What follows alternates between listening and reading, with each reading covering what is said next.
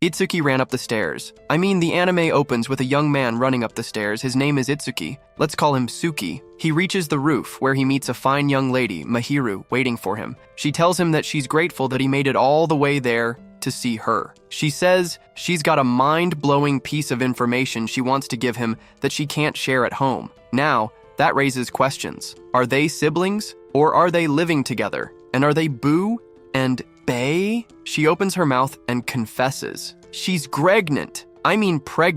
Boy, I thought someone was about to confess love or ask for a zodiac bonding session till she reached the avatar state, but I guess we're way past that. Just before the Suki can process how much diaper money and child support is going to be, they get warped away by a magic circle. After being warped into another universe, they both wake up in a place that looks like a dungeon. And apparently, it wasn't this guy who knocked her up. She told him that she just woke up one day and noticed a full-blown human being was forming inside of her. Suddenly, she began to feel ill. A mark crested on her face all of a sudden, and a demon emerged out of her cheeks. And this demon had one thing in mind, to send her baby daddy to the afterlife. But luckily for that cow, a mark also crested on his hand. A shiny knife came out of nowhere, and with this newfound ability, he sent that demon back where it came from, Mahiru's cheeks. They busted through the wall, and as they stepped outside, Suki told her about the mark on her face, and out of nowhere, a tiny red panda crawled onto her, and she threw it at a tree.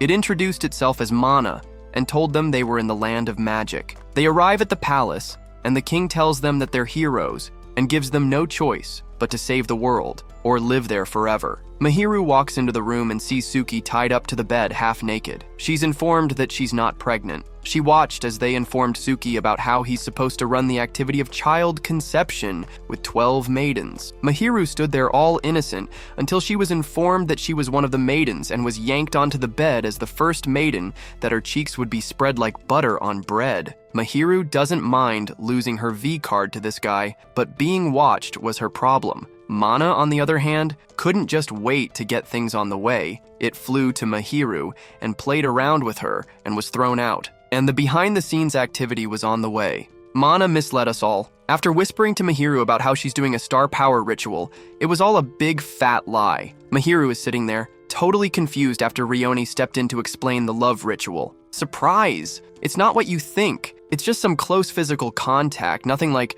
what we all imagined, and to top off all we know, apparently they were cousins, and these two people loved and were about to commit a gruesome act just a few seconds ago. Mahiru was fairly disappointed because she already made up her mind for a galactic unity moment like never before. Just after a little heavy skin-to-skin contact, out pops a star child named Virgo. At least they're happy to meet their new kid, who's here to help save Granvania. The next morning, Mahiru couldn't bear to look at Suki's face. The moment was really awkward for her. But Mana, being her usual chaos gremlin self, decides to break the tension by saying something inappropriate. Itsuki, trying to ignore Mana, asks about Virgo. Mana casually drops the bomb. Virgo's already at an orphanage. He was sent there to train since star children are born to fight, not hang out. Itsuki can visit him later, but first they have more hero stuff to do. While walking, Mana yells "action" out of nowhere. What happens next? Boom! A girl crashes into Itsuki. She says she's late for something, but she's not even in a rush. Itsuki's confused,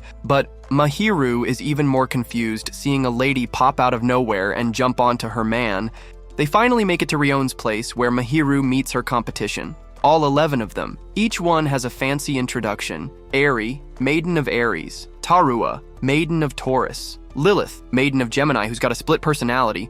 Ruka, Maiden of Cancer. She's the girl who crashed into Suki earlier. Femiruna, Maiden of Leo. Mireille, Maiden of Libra. Su, Maiden of Sagittarius. Faroon, Maiden of Capricorn. Khalit, Maiden of Aquarius. Yuzuha, Maiden of Pisces. Rohini, Maiden of Scorpio. And then there's Mana, proudly calling itself the Maiden of Lude. It even gives Itsuki a super sketchy magazine about how to effectively a constellation connection with the Zodiacs. That's what we'll call the 12 girls, the Zodiacs. The next day, the priestesses throw Itsuki and Mahiru a welcome party. After a while, they realize that Ruka's missing. Itsuki offers to find her. Mahiru shows up where Suki was, and apparently she's drunk on some spiked chocolate bonbons. She thanks Itsuki for protecting her from bullies when they were kids, comparing it to how he beat the impurity. Then, she brings up a promise Itsuki made at a festival 10 years ago, but Itsuki doesn't remember. That's no shocker. because guys throw a lot of that in the air. Mahiru looks sad, but she tells the dumb boy to return to the others and bond with them. Mana, never missing a chance to be annoying,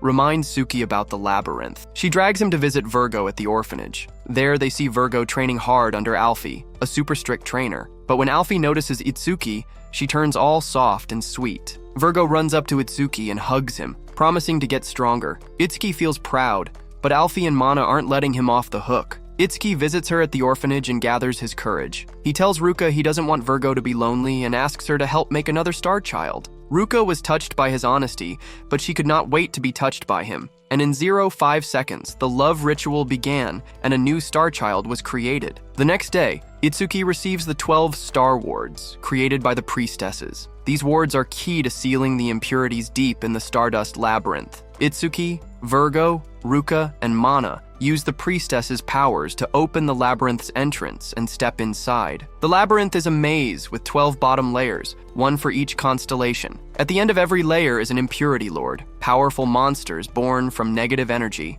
As they explore, an impurity attacks. Virgo and Ruka fight, but get overpowered. Itsuki tries to protect them, but fails. The impurity turns Virgo and Ruka into dolls, forcing the group to retreat. Once outside, Itsuki realizes how important it is to create stronger star children. With renewed determination, he swears he won't fail again.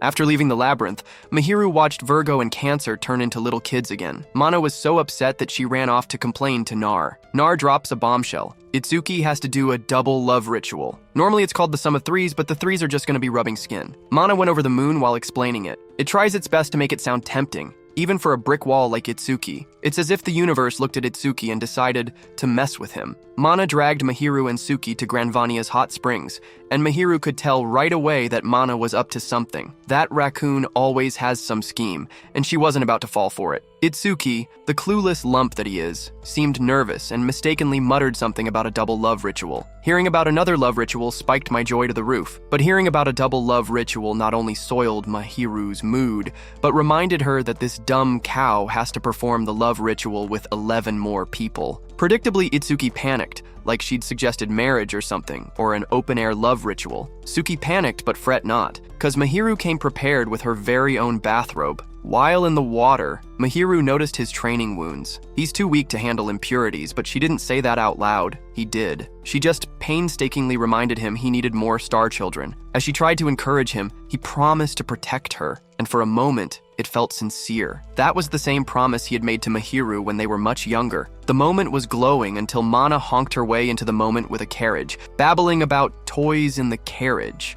Mahiru was absolutely not impressed, and so was Suki. Suki shot down the whole thing, and Mahiru was even more pissed because this whole plan was to get her laid. At Rion's clinic, Mana can't stop her dirty chatter, so Rion sedates the raccoon, and finally someone can hear someone with sense speak. Rion announces she's one of the maidens for the ritual. Apparently, talking to Itsuki made her think of her late brother. Somehow, this disaster of a human is earning sympathy points. While wandering aimlessly, Itsuki stumbles into a bar where Faroon works. She's cheerful, hard-working, and everything Itsuki isn't. Naturally, she steals the show. She even treats him to a drink. Itsuki, with the subtlety of a sledgehammer, asks her to join the ritual. Faroon agrees, but drops some emotional baggage about being a stuck traveling dancer. Remember that book that Mana gave Suki? Apparently, it's of more use than Itsuki's flirting skills. He opens up the book and uses a move from page 15 about how to shut up a ranting, needy girl. He pulls close,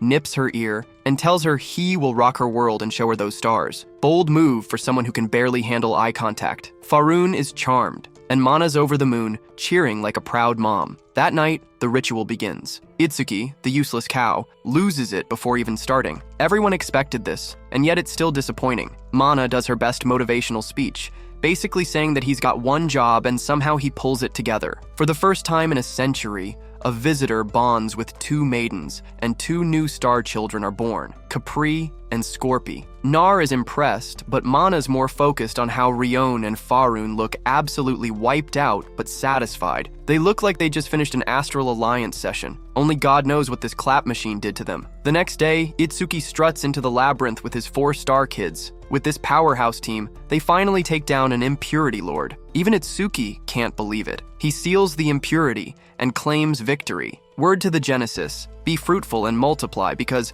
as we all know, things are only going to get worse from here. Imagine needing 4 kids to clear just level 1.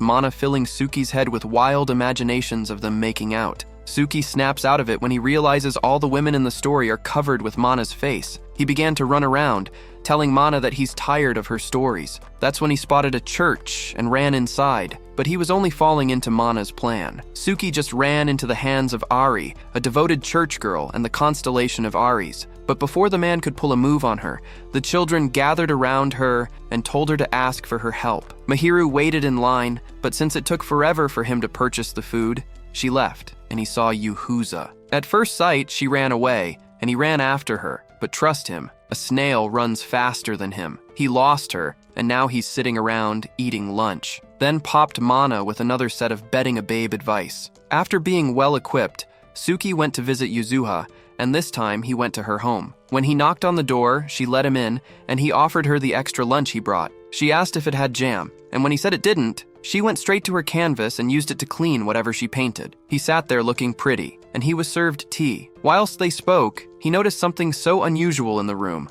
A vampire's bed. A coffin. He asked her why she's got a coffin in her room, and she says it makes her rest peacefully, and she also named it Catherine. Suki managed to get her to go on a date with him the next day. To his, yours, and my greatest surprise. She pulled up with the coffin, and this time she added glitter to make it girly. Suki brought snacks for her around, and this time he brought a lot of them. While they were having a good time, she said she's unable to paint because she hasn't had a dream in a while. Suki tells her that she doesn't need to dream and tells her to look at the wonder around her, but when they looked up, they saw Mana dressed up as a bird. She picked up her coffin to leave, but then a lady and her child came around, and they spotted Mana dressed like a bird. They ran away from it, but Yuhuza thought they were laughing at her. She went back home in tears, and Suki went to church to pray. Suki met Ari in church, and they had a conversation. Apparently, Yuhuza is sick. She's got sleeping sickness. Most people affected by it mostly go to the afterlife in their sleep. The reason she's carrying her coffin around is because she doesn't want to burden anyone. With that information, Suki stepped out, and Mana had already made him a coffin. This time, Suki and Mana went on a date with their coffins, and they had fun. At the end of the day, she decided to create her own star child, and, well, it was successful. And when I saw a bang, Suki sent an impurity to the afterlife with just a slash, but before he could even celebrate, Mana sent him to seal the impurity as fast as possible. The Star Kids were amazed at the show of skill Suki just put up. It's been a while since Suki last saw the maidens because he's been off fighting one impurity or the other. He sent them all on a summer vacation. While they were on a bus, Seiya drove next to them and started telling them how he's going to the beach too. He's the school idol. I mean, the guy can't walk past a mirror without taking a few billion selfies and a few trillion videos. On top of that, he's been pestering all the maidens. Brother has been trying to stellar synergy them one after the other, all year round. They tried to figure out how he knew that they were headed to the beach, but Mana wouldn't disclose that she posted a picture right before they left for the beach. When they arrived, everyone was happy and having a good time. Especially Mahiru, who was trying to just have fun and not worry about this young man going around and making more babies. Suki, on the other hand, was ogling at everyone, but then he caught sight of Lilith and went and sat by her. While talking, they noticed Seiya, and she told him that the guy is a complete narcissist sent from hell, and no one can stop him. She also tells Suki that she's a fortune teller, and Suki, not really a believer in anything that requires intangible faith, shuts down her idea of fortune telling. Oh, this hit her hard, and as she started to cry, her personality changed, and now she became Layli, the devil side of her. She's just like my girl, but the difference is my girl has 27 personalities, and all are to the extreme. Surviving her is like surviving the world war. Lily set Suki's head straight, telling him that her fortune is never wrong and he should try it out. Lily switched back to Lilith, who now read his fortune, wrote it on paper. Lily tells Suki that in a number of days he'll be on his way to meet his maker.